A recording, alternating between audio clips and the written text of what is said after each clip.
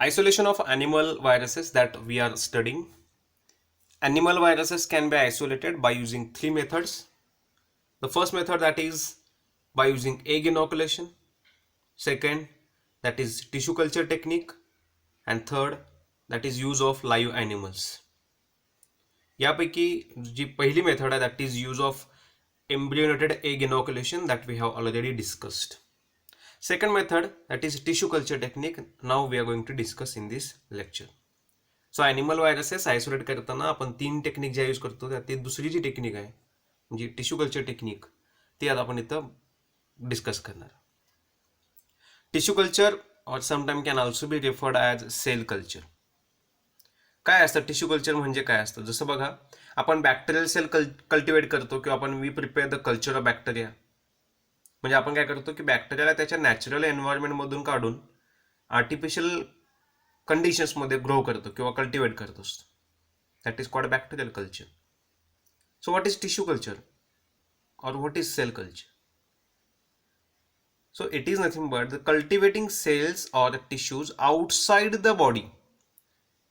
So बॉडीमध्ये plant cell असेल किंवा ॲनिमल सेल असेल, सो जी बॉडी आहे त्या बॉडीमधून टिश्यूज किंवा सेल्स रिमूव्ह केले जातात and then these cells are tissues are then cultivated in controlled laboratory conditions.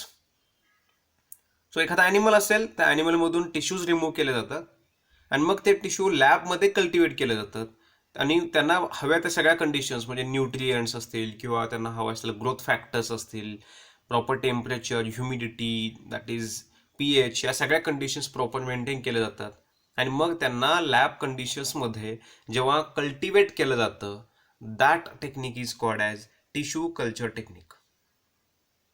मग सेल कल्चर आणि टिश्यू कल्चरमध्ये डिफरन्स काय आहे? तर टिश्यू कल्चर टेक्निकमध्ये डायरेक्टली टिश्यूज कल्टिवेट केले जातात, तर सेल कल्चरमध्ये काय केलं जातं, कारण सेल्सपासून टिश्यू बनतो. सो सेल कल्चरमध्ये जो टिश्यू आहे तर ते सगळ्या इंडिव्हिज्युअल सेल्स सेपरेट केले जातात आणि मग त्यांना कल्टिवेट केलं जातं. सो जेव्हा डायरेक्टली टिश्यू कल्टिवेट करणार आहे आपण लॅबमध्ये, that is called tissue culture technique. पण जेव्हा आपण टिश्यूमध्ये सेल्स सेपरेट करणार आहे आणि ज्या सेल्स आपण कल्टिवेट करणार आहे that is called cell culture technique. आणि आपण ज्या कल्टिवेट केलेल्या सेल्स आहेत त्यांना आपण सेल लाईन्स असं पण म्हणतो. So what is tissue culture?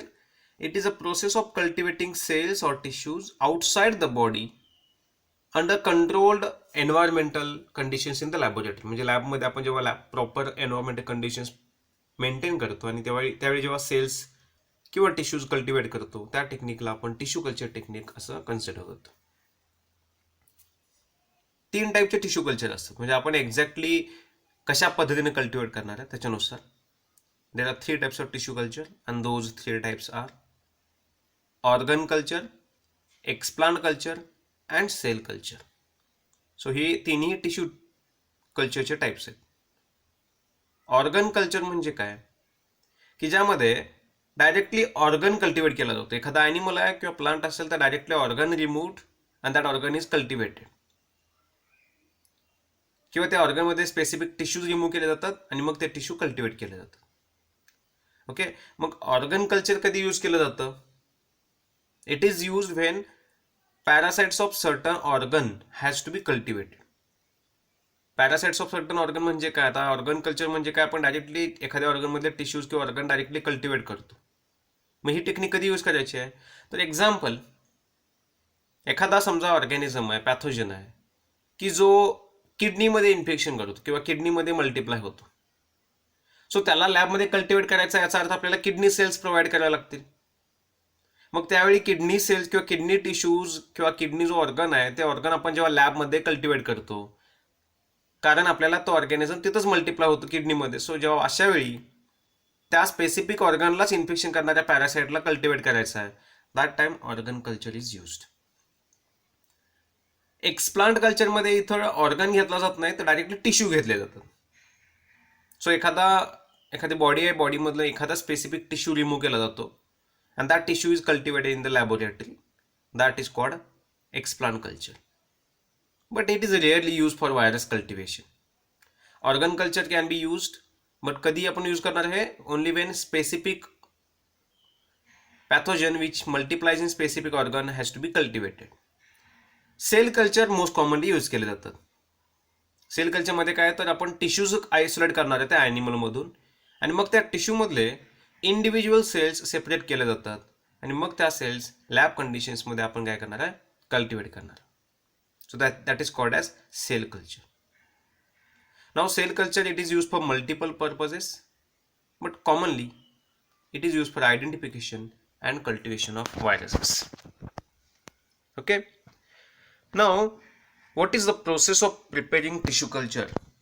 म्हणजे टिश्यू कल्चर कशा पद्धतीने प्रिपेअर केलं जातं किंवा कशा पद्धतीने टिश्यू कल्चरिंग केलं जातं, म्हणजे लॅब कंडिशन्समध्ये जेव्हा आपण टिश्यू कल्टिवेट करणार आहे त्याची प्रोसिजर काय असते.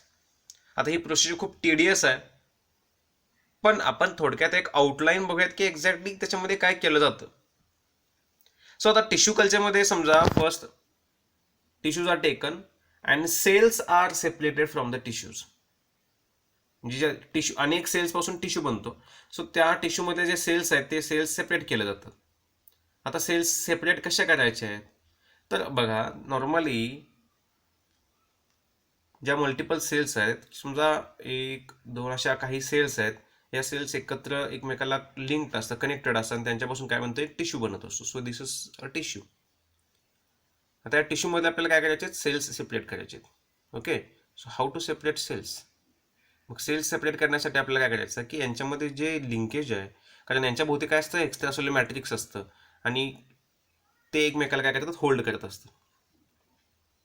Okay, cell to cell attachment mediate करणारे काही प्रोटीन्स असतात, काही अदर मेडिएटर्स असतात सेल टू सेल कनेक्शन करणारे. ओके, आता आपल्याला ते सगळे सेपरेट करायचे आहेत. मग सेपरेट करण्यासाठी आपण काय करतो, we make the use of certain enzymes. Okay, so certain enzymes are use.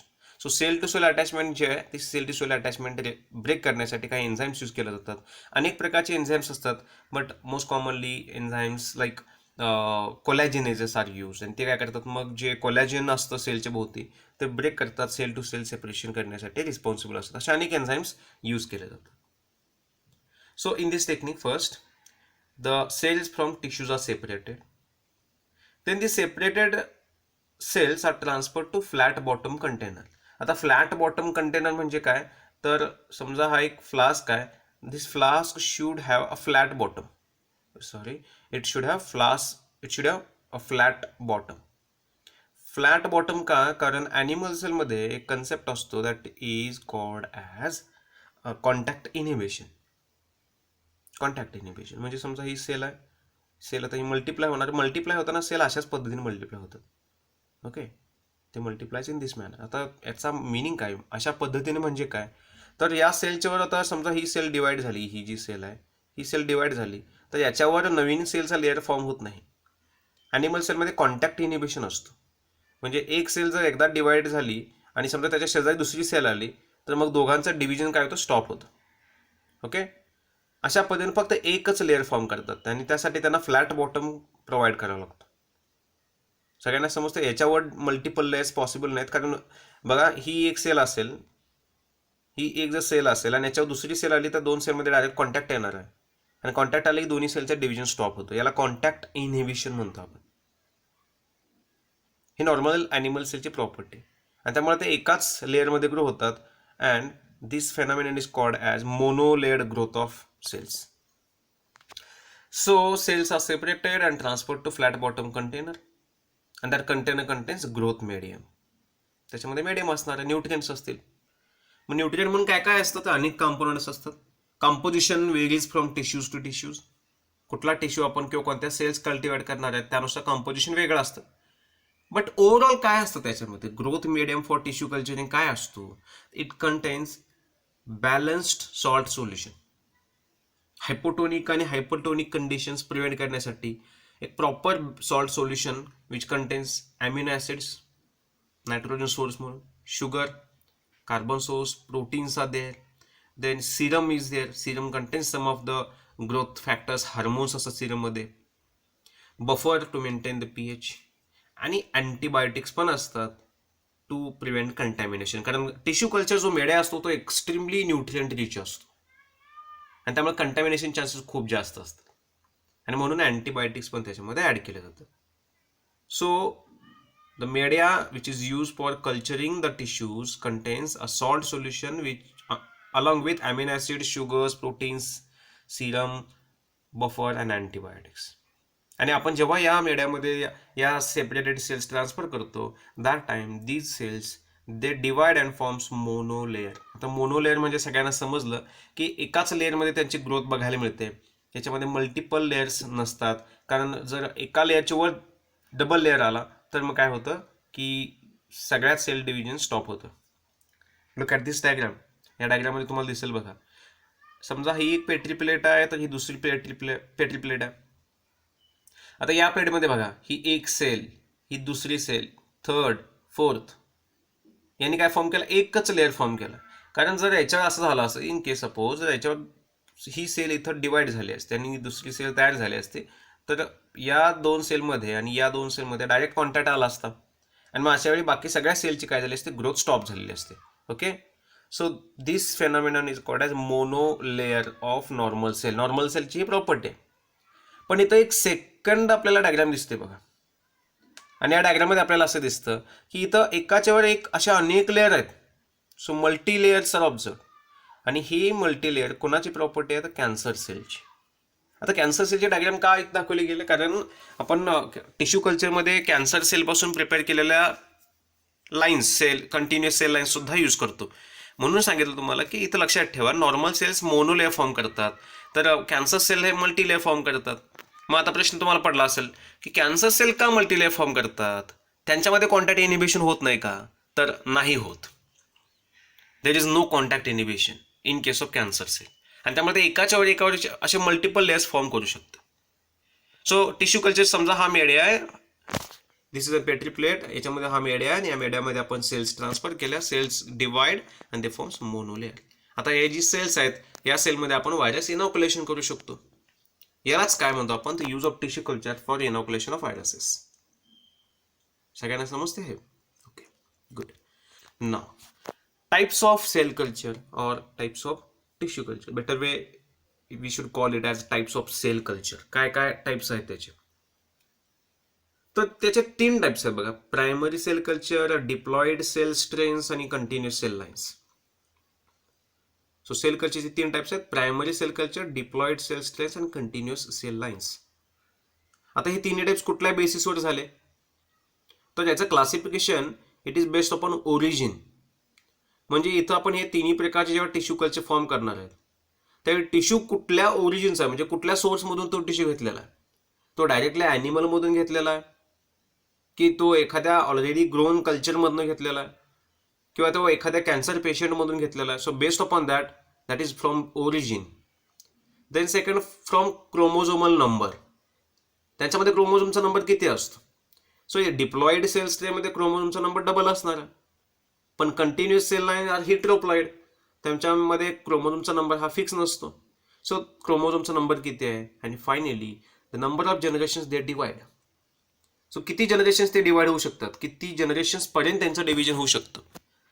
Example, आता primary cell culture divides for 50 times, diploid cell strain can divide for 50 to 100 times, so maximum 100 times ते divide होऊ शकतात. पण continuous cell lines किती times divide होऊ शकतात. Continuous म्हणजे cancer असं लक्षात ठेवा. इनडेफिनाईट नंबर ऑफ डिव्हिजन्स, जोपर्यंत त्यांना न्यूट्रिएंट ग्रोथ फॅक्टर अवेलेबल आहेत तोपर्यंत ते डिवाइड होतच राहणार आहेत.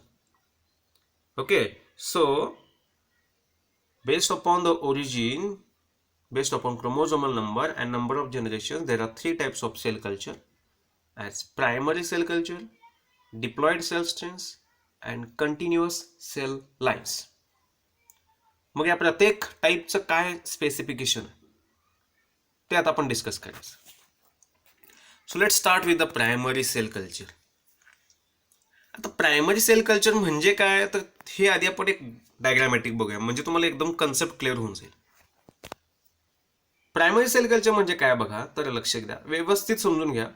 हा एक ॲनिमल आहे आणि या ॲनिमलमधून टिश्यूज काढलेत. So tissues are directly taken from animal.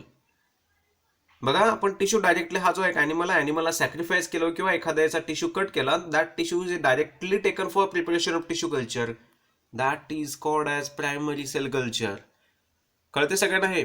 Directly ॲनिमलमधून घेतला आणि तो त्याचं कल्चर केलं प्रिपेअर आपण, that is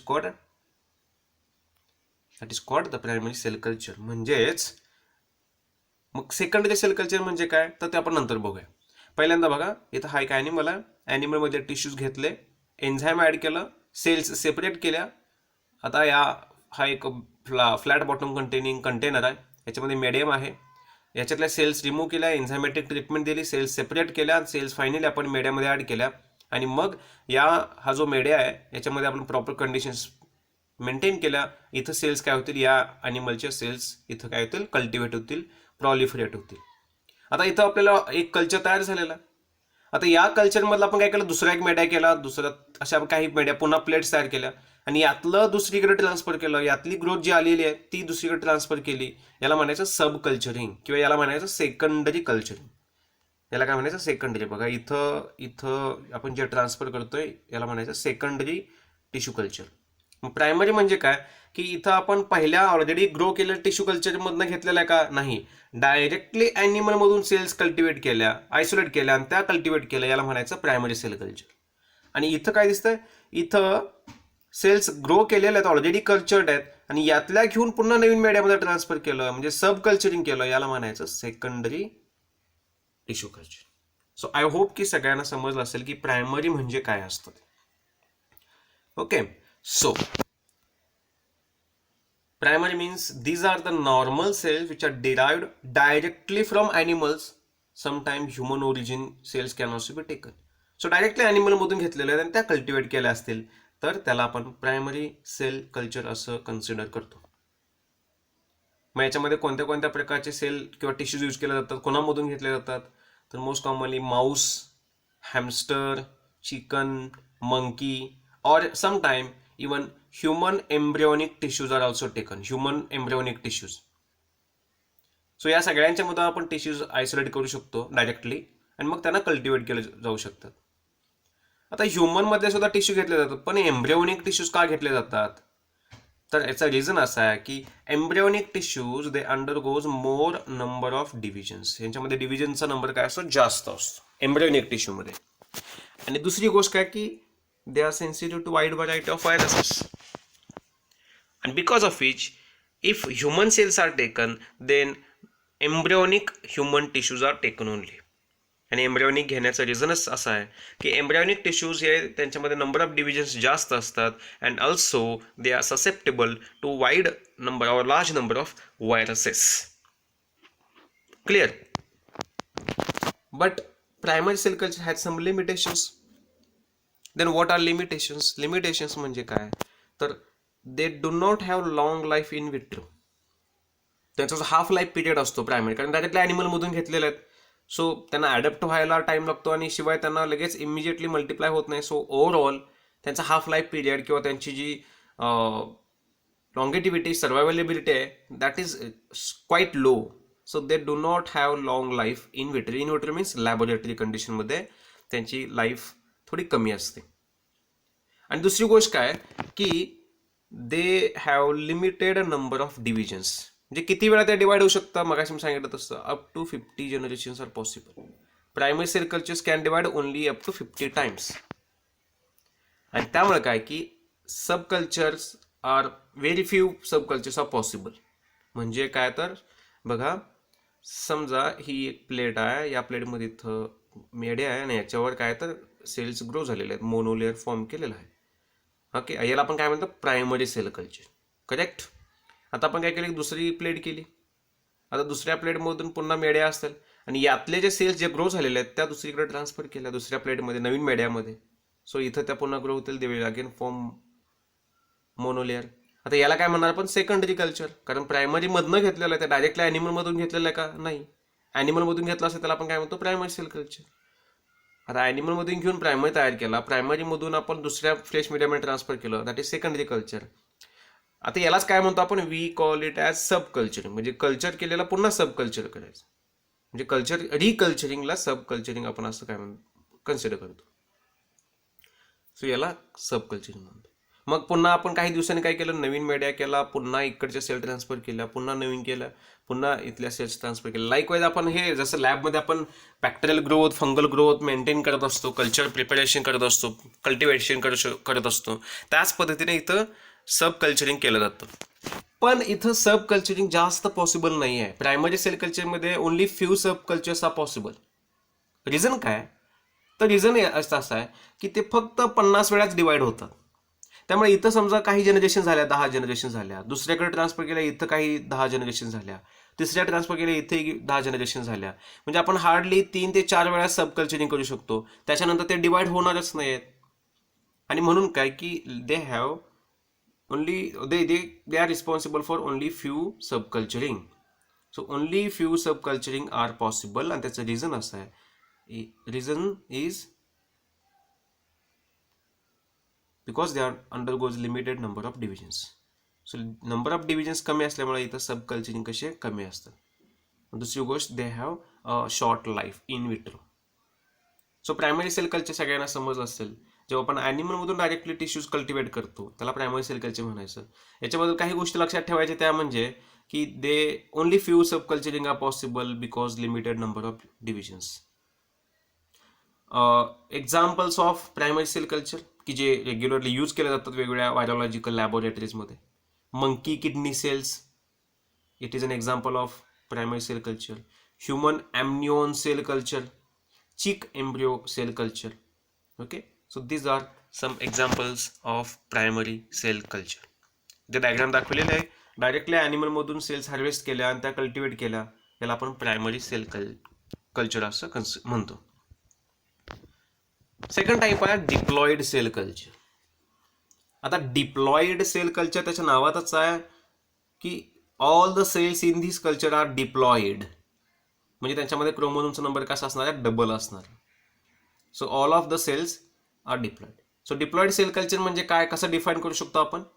Wien the culture of diploid cells is prepared, that is called diploid cell culture. Very simple concept. ज्या सेलमध्ये 2n क्रोमोझोम्स आहेत, 2 आहेत क्रोमोझोम, तर त्याला आपण डिप्लॉइड म्हणतो. आणि अशा डिप्लॉइड सेलचं जेव्हा आपण कल्टिवेशन करतो that is called as diploid cell culture. Okay, आता महत्वाचं काय की डिप्लॉइड सेल कल्चर जरी असल्या, आपण समजा काय केलं की पहिल्यांदा सब कल्चरिंग करणार. सो पहिल्यांदा आपण एका प्लेटमध्ये सेल्स ग्रो केल्या, नंतर आपण एक नवीन मीडिया घेतला आणि पुन्हा याच्यामध्ये सेल्स इकडच्या ट्रान्सफर केल्या. ओके, पुन्हा फ्रेश मीडिया केला, पुन्हा यातल्या आपण ट्रान्सफर केल्या. सो प्रत्येक वेळी आपण जेव्हा सब कल्चरिंग करणार आहे, इथं एक महत्वाची गोष्ट अशी की during sub culture they retains their normal chromosome number. त्यांचा क्रोमोझोम नंबर रेड्यूस होत नाही. म्हणजे पहिल्यांदा डिप्लॉइड होत्या, मग ट्रान्सफर केल्यामुळे काय झालं, क्रोमोझोमचा नंबर इथं कमी झाला, म्हणजे इथं क्रोमोझोमचा नंबर एकच आहे असं नाही होत. After every sub culturing they retains their normal diploid chromosome number. Okay, म्हणजे इनिशियली त्या डिप्लॉइड असतील तर त्या till end they remains diploid. Okay, primary cell कल्चरपेक्षा डिप्लॉइड सेल कल्चरमध्ये थोडंसं सब कल्चरिंग जास्त पॉसिबल असतं, पण एकदम जास्त नाही. कारण पुन्हा लिमिटेशन्स ते येतात की again they undergoes limited number of cell division. पण इथं थोडासा 50 ते 100 नंबर ऑफ डिव्हिजन्स आहेत. मगाशी आपण प्रायमरीमध्ये बघितलं की they can divide up to only 50 generations. But diploid cell culture can divide up to 50 to 100 generations, and त्यामुळे a little bit more subculturing are possible in case of diploid cell cultures. Okay, now comes the really very important point of diploid cell culture, that is for what purpose diploid cultures are used. It is used for cultivation of many human viruses, आणि तोच आपला purpose आहे, virus cultivation करायचा. So it is used for cultivation of many human viruses, some fastidious pathogens. काही fastidious pathogens आहेत like Rickettsia and Chlamydia. जे bacteria आहेत पण fastidious आहेत, they are obligate intracellular parasites, Rickettsia and Chlamydia. So they can be cultivated by using diploid cell culture. But more importantly, diploid cell culture is used for vaccine production. So which type of cell cultures are used for vaccine production? Primary, secondary, continuous, and the answer will be the diploid cell culture. Sorry, primary secondary म्हटलं मी, primary diploid आणि याच्यामध्ये answer diploid असणार. So this is very important. Diploid cell cultures are used for vaccine production. Okay ना. Other purposes काय, तर virus cultivation सुद्धा केलं जाऊ शकतं, फास्टिडेज पॅथोजन सुद्धा कल्टिवेट केले जाऊ शकतं. सो जेव्हा डिप्लॉइड सेल पासून आपण कल्चरिंग करणार आहे, that is called diploid cell culture. Third type that is continuous cell lines. आता कंटिन्युअस सेल लाईनचं मिनिंग काय, काय कंटिन्युअस म्हणजे काय, तर अशा सेल्स की ज्या कंटिन्युअसली डिवाइड होतात, ज्यांना त्यांच्या डिव्हिजनला काही लिमिटेशनच नाही आहे. ओके. आता नॉर्मली आपण बघितलं प्रायमरी सेल 50 वेळा डिवाइड होतात, डिप्लॉइड सेल्स जास्तीत जास्त 100 वेळा डिवाइड होतात. आपल्या बॉडीमध्ये कुठलीच सेल 100 पेक्षा जास्त वेळा डिवाइड होत नाही. तसं असतं आपण आज जायंट ॲनिमल बनलो असतो. म्हणजे आपल्या इथं प्रत्येक सेल डिव्हिजनला काय रेग्युलेशन आहे. पण जर इमॅजिन करा की सेल कंटिन्यू डिवाइड व्हायला लागली, तर मग कंटिन्युअस डिवाइड व्हायला लागले, तर त्याच्यापासून अशा सेल्स पासून जे प्रिपेअर केलेलं कल्चर आहे त्याला आपण काय म्हणतो, कंटिन्युअस सेल लाईन्स. आणि मग अशा सेल्स म्हणजे कुठल्या सेल्स असतील, तर obviously these are derived from cancer cell, because cancer is defined as abnormal and unregulated growth of cells. कारण सेलच्या डिव्हिजनला रेग्युलेशन नसतं. So that is the continuous cell line, the cell line which is derived from cancer cell. दुसरी गोष्ट काय की they have heteroploid, they are heteroploid. Heteroploid means they have multiple chromosomes. क्रोमोझोमचा number fix नसतो. They may be haploid, diploid, they may be मल्टिप्लॉइड. हेट्रोप्लॉइड म्हणजे त्याच्यामध्ये क्रोमोझोमचा number different असू शकतो. ओके. सो आपण जसं बघितलं की डिप्लॉइडमध्ये 2च फिक्स आहे, पण इथे तसं नाही आहे. ॲबनॉर्मल नंबर ऑफ क्रोमोझोम्स असतो. So continuous cell lines they contains abnormal number of chromosomes. They are derived from cancer cells. And as they are called continuous cell lines, कारण ते कंटिन्युअसली डिवाइड होतात, डिव्हिजनला काही स्टॉपच नाही आहे, that is they undergoes infinite number of divisions, means इनडिफिनाइट. असंख्य generations त्यांचे होत असतात. मग या कंटिन्युअस सेल लाईन्स आपण कशासाठी यूज करतो, तर इथे लक्षात ठेवा की कधीही कंटिन्युअस सेल लाईन्स वॅक्सिन प्रोडक्शनसाठी यूज केल्या जात नाहीत. नेवर. कारण या सेल्स ॲबनॉर्मल आहेत, टोटली ॲबनॉर्मल आहेत. यांच्यामध्ये असे अनेक चेंजेस असतात, म्हणून याला ट्रान्सफॉर्म सेल सुद्धा म्हणतो आपण. त्यामुळे ही गोष्ट लक्षात ठेवायची की continuous cell lines are never use for vaccine production. मग कशासाठी यूज केल्या जातात, तर अशा व्हायरसेससाठी की जे व्हायरसेस बाकी कुठल्या मेथडने कल्टिवेट केल्या जाऊ शकत नाही. Okay. So use for viruses that can not be cultivated by other methods. मग ज्याच्यामध्ये एग इनॉक्युलेशन करू शकत नाही आपण, किंवा डायरेक्टली ॲनिमलमध्ये इनॉक्युलेट करू शकत नाही. तर एक्झाम्पल आहे cultivation of HIV virus. HIV virus आपण एग इनॉक्युलेशन टेक्निक कल्टिवेट करू शकत नाही. मग HIV व्हायरस कसा कल्टिवेट करायचा, तर it can be cultivated by using continuous cell lines. So it is use when other method fails. So continuous cell lines are the cell lines which are prepared from cancerous cell and they have infinite number of divisions. अशा cell पासून prepare केलेला cell लाईन्सला किंवा कल्चरला आपण continuous cell lines म्हणतो. आणि हे continuous cell lines it can be maintained at lower temperature, especially -70°C in deep freeze. या टेम्परेचरला कंटिन्युअस सेल लाईन्स काय तर मेंटेन केल्या जाऊ शकतात. सो हे तिन्ही टाईप झाले बघा, primary cell culture, diploid cell lines and continuous cell lines. So these are types of tissue culture which are used for isolation and cultivation of animal viruses. Now let's see some examples of continuous cell lines. Cancerous cell lines कुठल्या कुठल्या आहेत, तर हेला म्हणजे actually HE stands for Henrietta lax, LA stands for lax. Henrietta lax या गर्लमध्ये पहिल्यांदा carcinoma of cervix बघितला गेला होता, म्हणून त्याला हेला म्हणतो आपण, Henrietta Lacks. Okay. Then HEP2 means human epithelioma of larynx. Then vervet monkey kidney cell lines means Vero cell lines. Vero cell lines आपण अनेक वेळा क्लिनिकलमध्ये बघितलेला. Vero cell lines are the monkey kidney, African monkey असतो ॲक्च्युली, हा त्याला वर्वेट मंकी म्हणतो, आणि त्याच्या किडनी सेल लाईन्स पासून प्रिपेअर केलेल्या Vero cell lines. Then BHK21 means baby hamster kidney cells. So HeLa, HEP2, varicose lines and BHK21, these are some examples of continuous cell lines. Many examples are there. त्यातले काही असे highlight केलेले आहेत. Now finally, let's see some advantages and disadvantages of using tissue culture technique.